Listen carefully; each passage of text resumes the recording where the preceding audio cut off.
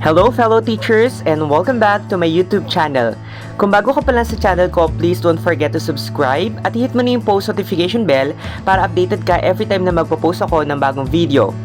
So pag-uusapan natin ngayon ang tungkol sa action research. Magbibigay lang ako ng ilang suggested timely action research and or basic research titles for school year 2020-2021 in the time of Covid-19 pandemic. Kasi marami sa atin ang nahihirapan, ano ba yung magandang gawing research? Or ano bang magandang title para sa isang action research? So, pwede nyong gamitin or i-adapt ang mga titles na ibibigay ko mamaya na maaari nyong magamit sa inyong eskwelahan para makatulong or makapag-contribute kayo. So, disclaimer, copyright disclaimer under Section 107 of the Copyright Act 1967, I will be putting down yung credits to the rightful owner of the content used in this video presentation. So, no copyright infringement intended. So, this is for educational purposes only. Katulad nga ng sinasabi ko na ang paggawa ng action research ay hindi biro. So, lalo na sa panahon natin ngayon ay napakaraming challenges or problems ang kinakaharap ng school, and I think this is the best time para makapag-contribute tayo, gumawa tayo ng plano by means of making a research action na pwede din itong i-adapt ng other school kapag napatunayan or nalaman na ito ay effective. Ayan.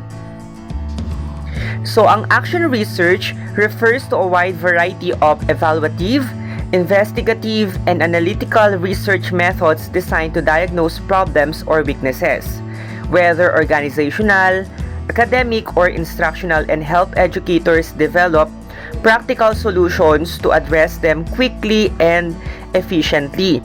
So, napakalinaw naman nung meaning ng action research na binigay ko. So, gagawa tayo ng action research to create new knowledge na ma-address yung arising problems. Action research may also be applied to programs or educational techniques that are not necessarily experiencing any problems, but that educators simply want to learn more about and improve. The general goal is to create a simple, practical, repeatable process of iterative learning, evaluation, and improvement that leads to increasingly better results for schools, teachers, or programs. So this action research will be beneficial for all the stakeholders. Of course, ang magbe-benefits dito for most ay yung school kung saan ka nagtuturo, of course, kasi doon mo gagawin yung iyong isang action research. Ano nga ba yung problem sa inyong eskwelahan, tapos gagawan mo siya ng mga intervention plan, something like that. And then, kailangan ito ay simple, practical, repeatable process wherein kapag existing na yung program na yon, pwede lang natin siyang i-improve. At kailangan ay magagamit talaga siya ngayong panahon ng pandemic or sa mga darating pang school year. Action research may also be called a cycle of action or cycle of inquiry since it typically follows a predefined process that is repeated over time. A simple illustrative example: first, we need to identify a problem to be studied. Of course, we need to have the statement of the problem. So, ano nga ba yung ating pag-aaralan? So, ano ba yung ating problem na kailangang i-resolve? And we need to identify that kind of problem. Then, collect data on the problem. So, sana sa panahon natin ngayon ay makapag-collect tayo ng data with the use or with the help of ICT. So, pwedeng gumamit tayo ng Google Form if we have survey questionnaire. So, pwede rin namang through text and calls. So, there are lots of means on how we are going to collect data. Kaso nga lang sa panahon ngayon, medyo mahirap or struggle on the part of the researcher on how they are going to collect the data. Kasi nga ay walang face-to-face or limited lang yung face-to-face. And then, after collecting the data, we need to organize, analyze, and interpret the data. So, one way of organizing the data is by using table. And then, pwede rin tayong mag-graph, for us to be able to analyze and interpret the data. For us to interpret the data, pwede tayo gumamit ng measures of central tendency or yung tinatawag nating averaging. Pwede rin naman yung mga measures of variability just like standard deviation, variance, and skewness when we are talking about the scores of students. And then after that, after we have interpreted the data, we need to develop a plan to address the problem. For example, yung iyong action research is all about the poor performance of students. Nalaman nyo na mababa yung kanilang scores. Gagawa ka ngayon ng intervention program para ma-address yung problem.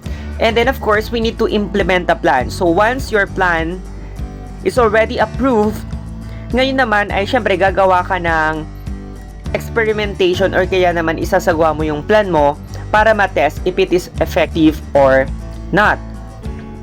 Then, you need to evaluate the results of the actions taken. So, you need to compare the scores from the pre-test and then the post-test after na in-implement mo yung plan na yon. And then, you can use t-test for independence. And then, kapag nakita nyo na there is a significant difference, effective pala siya. So, ibig sabihin, naging maganda yung plano mo and then, ma-resolve mo yung iyong problem. And then, hindi pa doon natatapos. So, pwede pa kayo mag-identify ng new problem kasi hindi naman pag gumawa kayo ng action research ay perfect na agad siya. So, meron pa ring problem regarding that one. And then, you can repeat the process. As what I've told you, meron na mga existing plans, intervention plans, or programs. So, pwede nyo siyang i-improve. Ayan, and then you're going to repeat the process. Kaya nga hindi biro ang paggawa ng action research because kailangan nyo talaga maglaan ng oras dito. Ayan, at of course, financially, ayan, kailangan maghanda rin kayo financially kasi marami talagang gagawing mga revisions and then yung sa mga pagpiprint, etc. Pero ang pinaka masarap sa pakiramdam dito, once you have accomplished your action research at makakapag-contribute ka, it is very fulfilling on the side of the teacher or the researcher. Ayan. So, napakalinaw naman dito nakalatag yung action research. It is a cycle of action. Ayan. So, step-by-step process siya. So, bago kayo mag-arrive sa recommendation. So, here are the parts of an action research na pwede nyong i-adapt. Or kung meron ng existing na ginagamit na parts dun sa school nyo, pwede nyo rin naman gamitin yon. You have the introduction, pero hindi ko na masyadong i-elaborate one by one. So, pwede kayong mag-research ng sample kung ano ba ang mga nilalaman nito. You have the statement of the problem. You have the scope and limitation. You have the review of literature. You have the conceptual and theoretical framework. So, additional lang dito sa conceptual framework, pwede kayong gumamit ng IPO process. You have the input, the process, and the output. You have the research methods or the methodology, research design, participants or respondents, population and sampling, and the local of study. So, under that, marami pa kayong dapat matutunan sa mga sampling techniques. Yan. We have the instrumentation, you have the survey questionnaire, you have the data gathering procedure, you have the ethical considerations, data analysis, and you have the summary and recommendation, and of course, you need to cite the references being used. Ayan. So, napakahalaga na i-cite natin yung mga references na ginamit natin, lalo na sa mga review of related studies and literature. So, this will be the format of a complete action research. So, ano bang isang nilalaman ng isang kompletong action research? You have the research title, so that's very important. The abstract, you have the acknowledgements, you have the content and the rationale, you have the action research questions, innovation, intervention, and strategy, you have the action research methods, you have the action research design. So, medyo madami lang tayong parts ng isang kompletong action research. Participants of the study, we have the data collection procedure, we have the data analysis, you have the discussion of results, you have the reflection, recommendations, you have the action plan, and last but not the least, you have here the reference. So as what I've told you, I think this is the right time for teachers to make their own action research, kasi ngayong new normal ay talagang napakadaming challenges at napakaraming problems ang alam niya na-experience ng mga teachers ngayon, lalo na new normal tayo at napakaraming changes in the educational system, lalo na yung setup ng pagtuturo. 'Di ba? Dati face-to-face, tapos ngayon blended. So we're in modular or online classes, so napakadaming adjustment. But you have to take note that the plagiarism issue through turn it in. Ayan. So we'll detect copied statements without citations. Kaya napakahalaga ng proper citations. It should be rephrased. If there are complaints that the regional office will receive from a third party or any grounds validated by the manuscript, the official DepEd NCR Research Journal Editorial Office will trigger the retraction, but only after the writer has been notified and allowed to present his side in compliance to due process. So, ang citation or proper citation ng mga references na ginamit ay napaka-importante. So, it can be in the APA style. So, one of the best website na pwedeng gamitin dito ay yung Grammarly. So, kailangan yung i-rephrase as much as possible para walang plagiarism issue. So, I hope na nakatulong ako sa inyo, fellow teachers, para malinawan kayo. So, specifically, an action research is, bakit ba tayo gumagawa ng isang action research? Or para saan ba ang isang action research?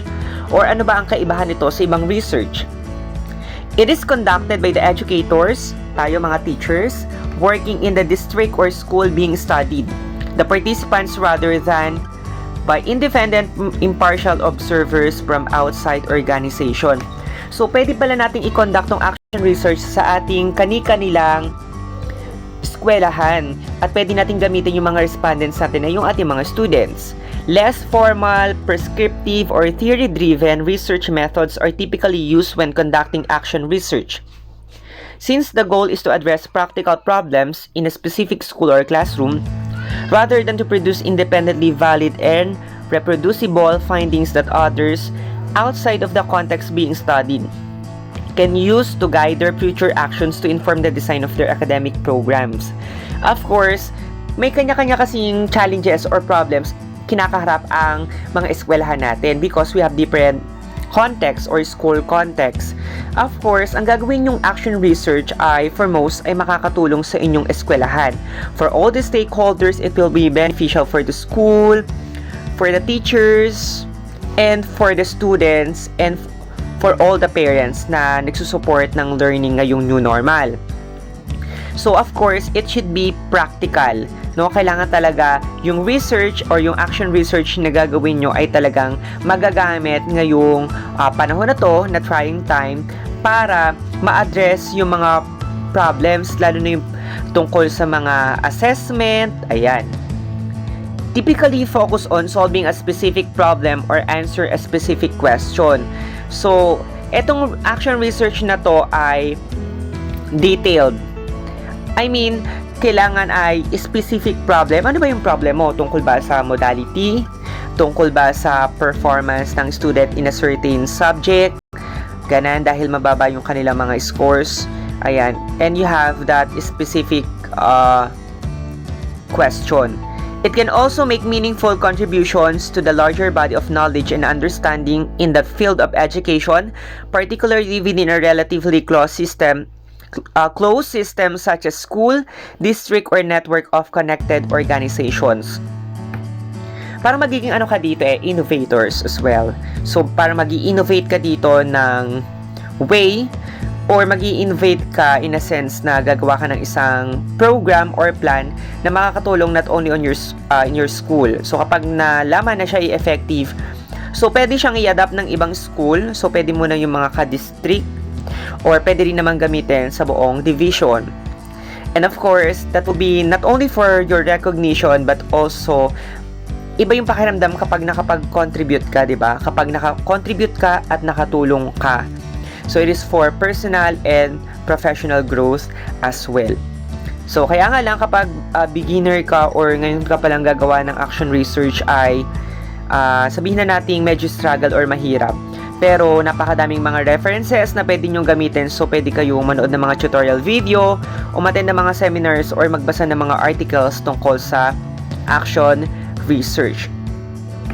So, ngayon ay magbibigay ako ng mga suggested action research and or basic research titles kung medyo nahihirapan kayo.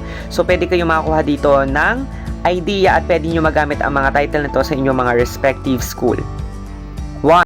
Technology Enhanced Learning Environment, Profile Capability and Manage Competencies, a Proposed Action Plan. 2. New Normal, a Combined Offline and Online Learning Approach. 3. Impact of Open Educational Resources, OER, in improving reading comprehension among struggling readers. 4. Readiness, exposure, and responsiveness on online educational platform or OEP. 5. Technology-based reading intervention, basis for strategic instructional material or SIM. 6. Impact of the utilization of an open educational resources in the academic performance of the learners. 7. Case study of the users of open educational platforms, OEP, in rural or remote areas. 8. New Normal, a combined offline and online learning approach.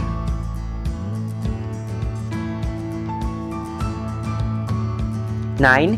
Strengthening students' engagement on activity learning through open educational platform or OEP. 10. Blended learning platform as supplementary learning tool for home-based learning. 11. Making home-based learning more stimulating to school children. 12. Teleconferencing, a communication modality during home quarantine.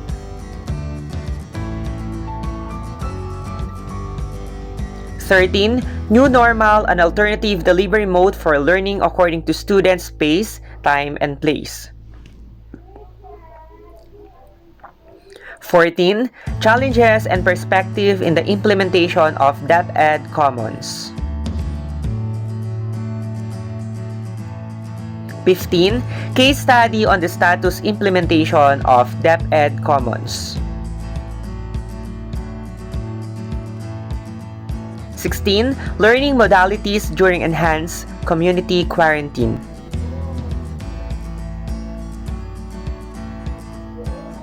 17. Facebook as user-friendly hybrid learning platform.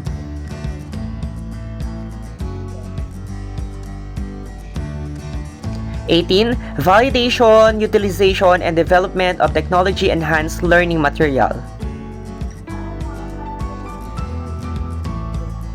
19. Assessment on computer-aided and teacher-led pedagogic approach, basis for 21st century intervention program. 20. Stress coping mechanism during home quarantine.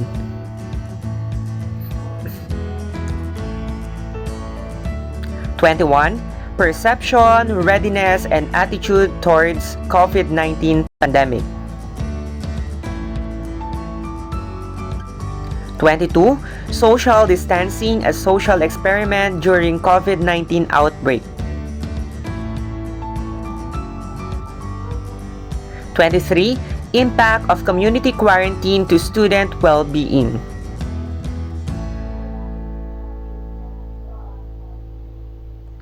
24. Psychological assessment as stress coping mechanism during community quarantine. 25. Impact of parents' involvement in online learning delivery modality. 26. Assessment on the implementation of flexible learning delivery modalities, basis for learning continuity contingency plan. 27. Gender and development practices in the new normal educational setup. 28. effectiveness of open educational resources in improving reading comprehension. 29. Directions towards students at risk of dropping out amidst pandemic. And last but not the least, 30. The new normal in education, perspective and challenges of public schools. So, yun yung mga 30 suggested titles ko. So, thank you for watching. I hope that you learned something today. So, good luck and God bless you all and see you on my next video tutorial. Bye!